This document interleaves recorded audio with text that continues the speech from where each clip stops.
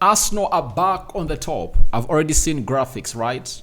Trending on social media that the elephant is back on top of the tree. Yeah, it's back on top of the tree, but it's gonna be a very huge game of them playing against Liverpool next Saturday. Welcome to the Rokani Media Football. How are you guys and where you watching us from? I go by the names of Rokani David. Arsenal having gone ahead to obviously do their job, because I told you at the beginning of the videos that I did today that it does not matter what your opponent does, you know.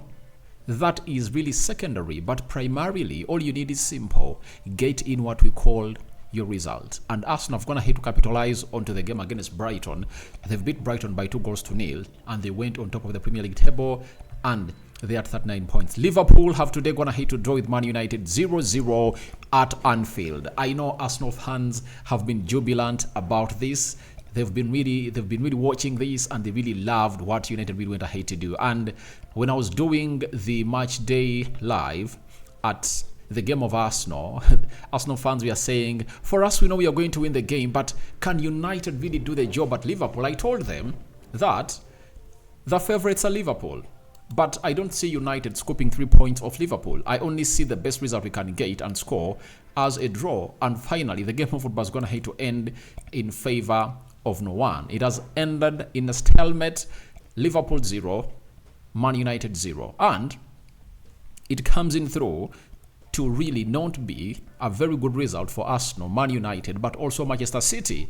If Liverpool went ahead to win the game of football today, they would have gone ahead to go 6 points clear ahead of Man City, and they are now 4 points clear ahead of Manchester City. So it is really very important to note that this result has not been important for only one team, Man United, because we needed a point at Liverpool. We needed a result of any nature at the side of Liverpool because we badly needed it. Having lost to Bournemouth, you lose to Bayern Munich at Old Trafford, and when you're playing against your number one enemy, you just have to go on your number one rival in the world. You have to obviously come in through and really put in a shift and really get going, and that's exactly what we went ahead to do. And today, Manchester United never had the lion's share of the ball. Liverpool had the lion's share of the ball, but however much they had the lion's share of the ball, let no one lie to you that they really went ahead to obviously have very many clear-cut chances. I think they had like 2 or 3.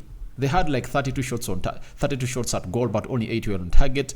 I'm going to obviously show you that in a meanwhile. But if you are an Arsenal fan outside there, you have to jubilate this. You have to jubilate this. And me as a United fan, I'm really excited because for me, however much there is a little bit of rivalry between Arsenal and Man United, but it's not as huge as that of Liverpool. Arsenal better be on the top when Man City and Liverpool are not. Because I know what it means Liverpool winning this league. Do you know what it means? It means that Liverpool is going to equal the number of Premier League titles that United are really having.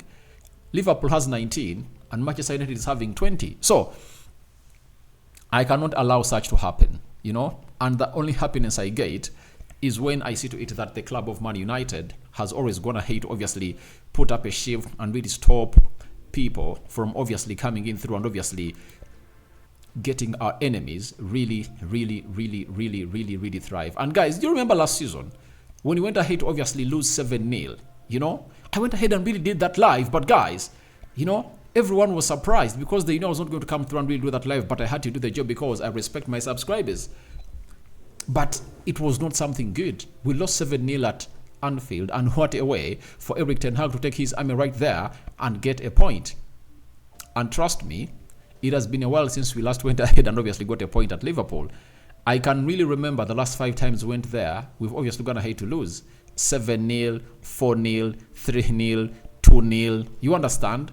So it's been really far off from where we are. But I like the players of Man United. They went ahead to obviously put their bodies on the line, and Liverpool couldn't obviously concentrate. And the plan of Liverpool they came up with was simple. They came up with a plan to get an early goal. That's why you saw to it that in the first 10 minutes, they were surging in the final third of the pitch. You know, they got like 4 corners in a space of 10 minutes. Do you know what that means? United couldn't put a couple of touches together. It was like the ball was hitting on the Berlin Wall, right? They kick it there, it hits on the Berlin Wall, and then it bounces back. You know, it ricochets back. That is it. So they came up with a plan of obviously getting in an early goal, such that if at all they get in an early goal, it really helps them to see to it that United opens up to look for a goal, and maybe they'll use those spaces that United would have gone ahead to leave to see to it that they really hit us more. What United did was to put two experienced central defenders in the right positions. That is Varane and John Evans. Evans is 35 years of age. Varane is 30. You get? They really closed down Darwin Núñez a lot. Very, very, very well. And Luke Shaw went ahead to close down on Mohamed Salah. Then Dalot went ahead to obviously close down onto Luis Diaz. The midfield, no one won that battle. I never saw Liverpool just pass things through our midfield. No way. Amrabat Kobe Menu really went ahead to put in a very solid shield onto that back four, and no way they could penetrate us through the central axis, and they really did the job. Amrabat covered a very huge distance. The run to me was the best man on the field of play, and we went ahead to obviously get in that result. But for Liverpool, it really shows you that they are really in a rebuild. Like I told you, Man City is. You know, fans won't accept this, but you have to accept this, that Man City and Liverpool are in a rebuild. That is it. Liverpool lost Sadio Mane. They lost Jordan Henderson. They lost Firmino.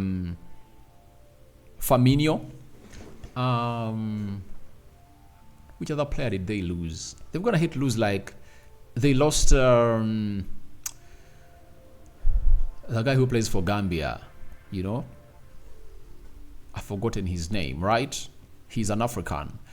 They lost like 5 players from that squad. Now, there is even Fabinho, right? So, after all that, they went ahead to find themselves in a situation of rebuilding. That's why they brought in McAllister, whom they missed today.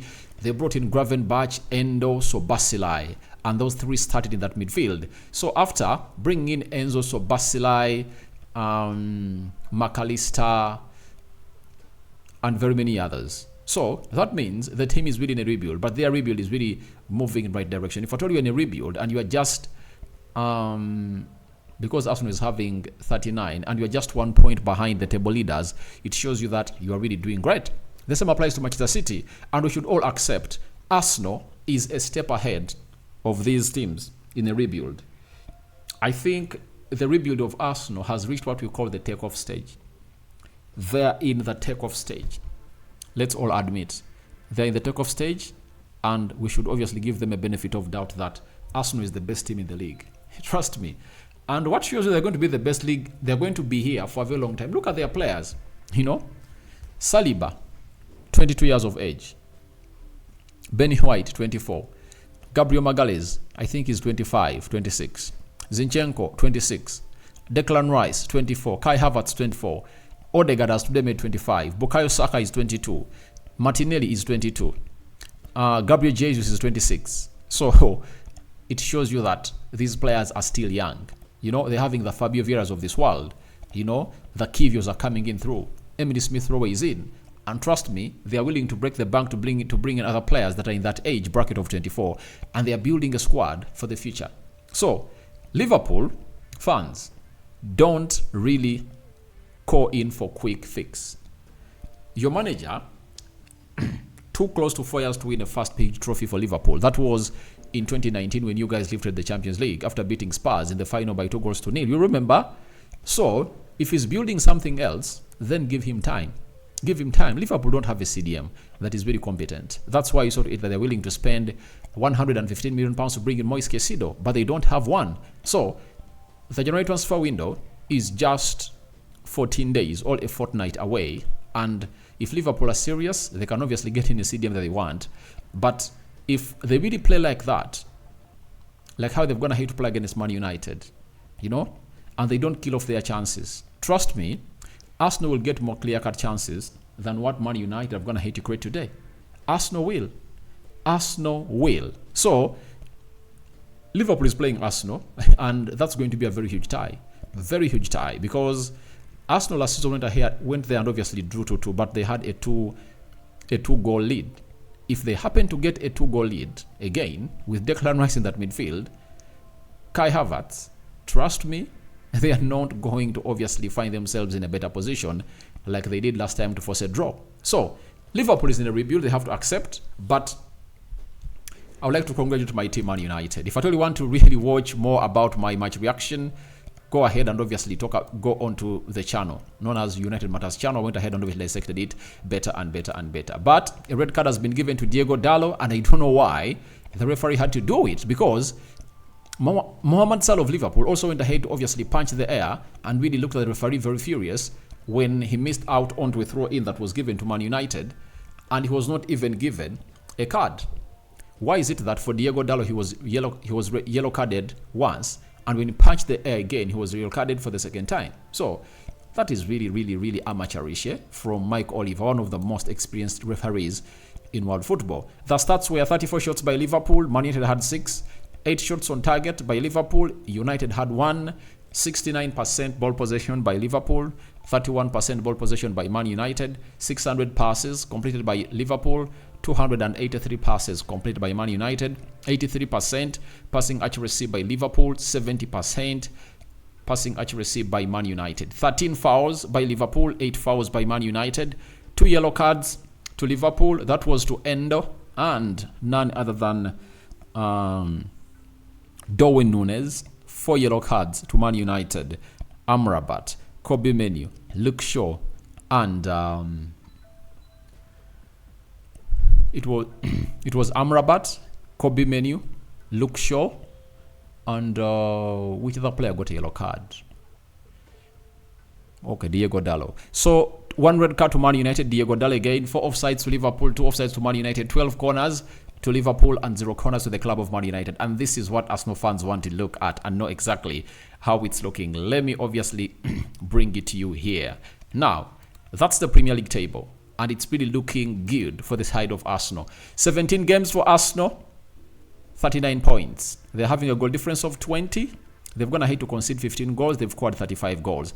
Liverpool, 17 games, 38 points, and Arsenal is on top of the table in there for you. Aston Villa, 17 games, 38 points. And by the way, you should note that next weekend might be a chance for Aston Villa to first ever get on top of the table, because I think their game is going to be played. I'm going to show you those games after this table. Their game is going to be played, I think, before Arsenal takes on Liverpool. So if they win, 41 points on top of the table. If Liverpool and Arsenal draw and no one really fails and no one really gets 3 points, then it's really going to be very hard.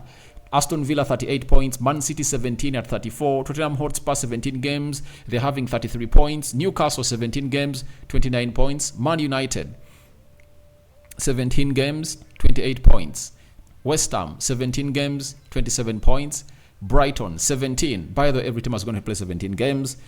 Brighton is having 26 points and Chelsea is having 22 points. So that's how the Premier League table is looking, and it's obviously being headed or topped by the club of Arsenal. And Arsenal fans all over the world, hope you are really enjoying this, and it's really very important that you guys are here and you are up and running. So let's go to the next fixtures before you call it out. And my man of the match, by the way, for the side of Man United, my man of the match has been Rafael Varane, and for the side of Liverpool, my man of the match has been Trent Alexander-Arnold. Guys, the way he surged into that area, he was really killing the club of Man United. He went ahead to put in some good set-piece deliveries, but trust me, no Liverpool player was given a chance to obviously meet it without pressure being exerted onto him, because Rafael Varane and John Evans were in control, total control at Anfield. And I've gone ahead to see Virgil van Dijk coming out through and really putting their stupid allegations, you know, dissing Man United like they never deserved. For them, they are okay with the point. You would have, then that means we're going to have to obviously give United respect, because they came in for a point and they got it. And for you who came in for 3 points, you never got them. You should sit down, you know, and obviously understand that we played our game. Ten Hag brought his tactics, and they obviously went ahead to do the needful. Now, on Thursday this week, Crystal Palace is playing Brighton. Crystal Palace are just going to have to get a draw at Man City. Aston Villa is playing on Friday, meaning that Friday comes so early for Aston Villa to sit it that they top the table. That is it. If they win against Sheffield at home, of which I think they're going to win, they're going to go on top of the table. United versus West Ham away Saturday. Then Tottenham Hotspur is hosting Everton. Nottingham Forest hosting Bournemouth. Fulham is hosting Burnley. Luton Town is hosting Newcastle. Liverpool on Saturday at 2:30 hours, they are hosting Arsenal at the Anfield. Wolverhampton Wanderers will be hosting Chelsea on Sunday, and that will be over. That is it. So guys, thank you very much for watching through. Your thoughts onto that are welcome in the comment section below as Liverpool drops points and Arsenal goes back on top of the table. May the living to God bless you abundantly. Rokani David remains my name. I sign out for now. See you later, and the Muslims Barak Laufikum. I'm returning with the Arsenal player ratings against Brighton. Ciao.